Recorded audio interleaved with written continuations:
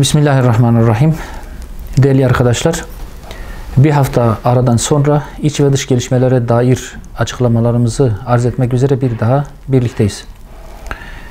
Bu hafta da yine iç ve dış gelişmeler hususunda yoğun bir gündem ile karşı karşıyayız. İnkar ve asimilasyon politikalarının tezahür ettiği hususlardan biri de ana dillere yönelik yasaklardır. Bunun önüne geçmek için UNESCO 21 Şubat gününü Uluslararası Ana Dil Günü olarak ilan etmiştir. Değerli arkadaşlar, çok dillilik bir medeniyet tezahürüdür. Toplumları kendi kültürlerine bağlayan unsurların en önemlisi dildir. Bu nedenle ana dillerin desteklenerek yaşatılmaları devletlerin kendi toplumlarına ve insanlığa karşı temel sorumluluklarındandır. Dillerin unutulması aslında medeniyetlerin ve kadim kültürlerin yok olmasıdır.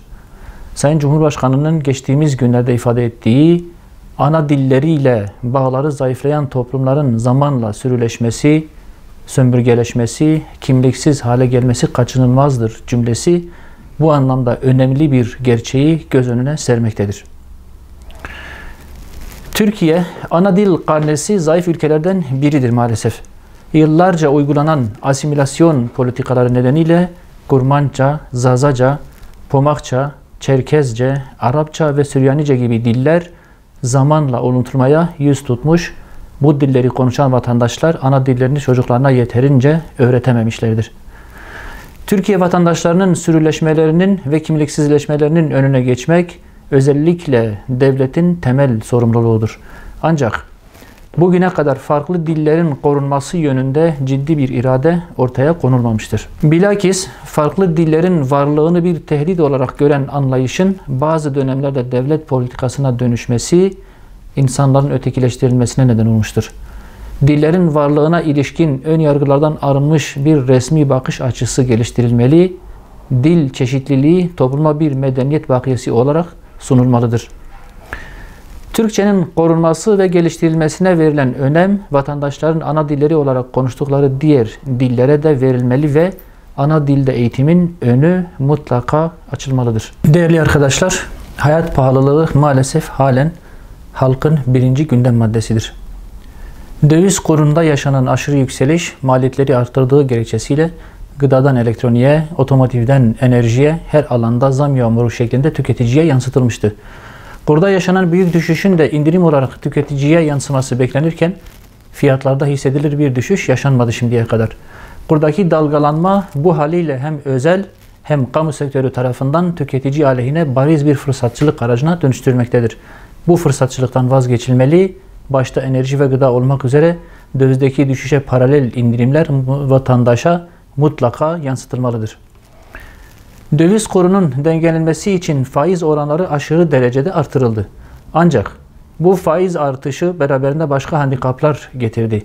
Kendi ülkelerinde sıfıra yakın faiz oranları nedeniyle kazanç sağlayamayan yabancı sermaye, üretim ve istihdama katkısı olmayan sıcak para olarak Türkiye'ye girmekte, yüksek faiz oranları ile sermayelerini katlamaktadırlar.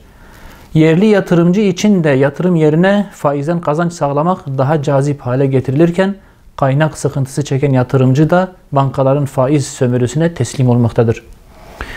Enflasyon artışında da etkili olan faize karşı hükümet derhal adım atmalı, faizsiz bir ekonomik sistem alternatifi geliştirilmelidir.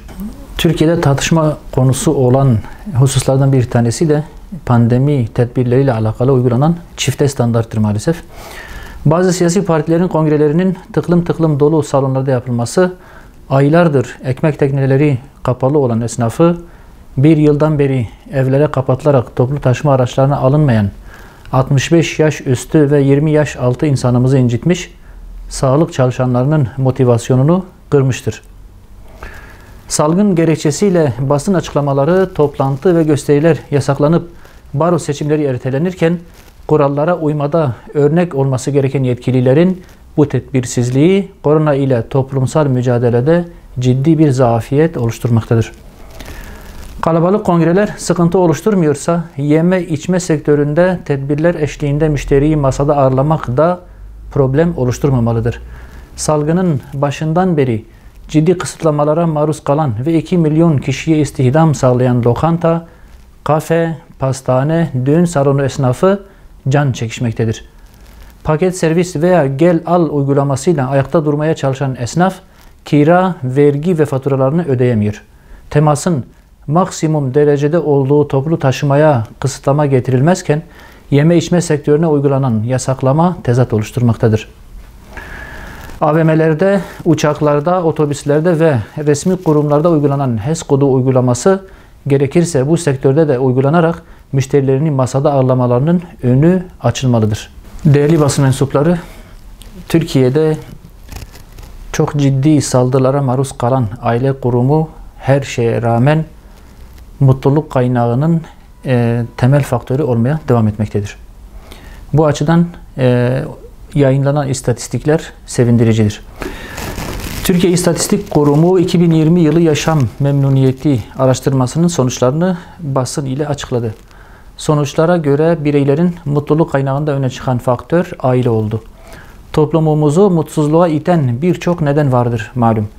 İşsizlik, yoksulluk, adaletsizlik, ahlaki çöküntü, madde bağımlılığı gibi faktörlerin yanı sıra aile kurumunun zarar görmesi de mutsuzluğun nedenlerindendir. TÜİK verilerine göre evli olanlar evli olmayanlara göre hayatından daha memnundur. Temiz bir toplum ve sağlıklı nesiller için aile kurumunun korunması çok önemlidir. Aile güçlü bir toplum ve istikrarlı bir gelecektir. Batı kültür emperyalizmi yoluyla gençleri evlilikten uzaklaştırarak aile yapımızı tehdit etmeye devam etmektedir. Toplumu derinden sarsan sayısız sorunun yaşandığı günümüzde geleceğimizi korumak için herkese sorumluluklar düşmektedir. Bu çerçevede aile, başta devletin ilgili kurumları olmak üzere toplumun tüm kesimleri tarafından desteklenmeli, zarar görmemesi için gereken hassasiyet gösterilmelidir. Evliliklerin azaldığı, boşanmaların ise hızla arttığı günümüzde geleceğimizin büyük bir tehdit ile karşı karşıya olduğu asla unutulmamalıdır.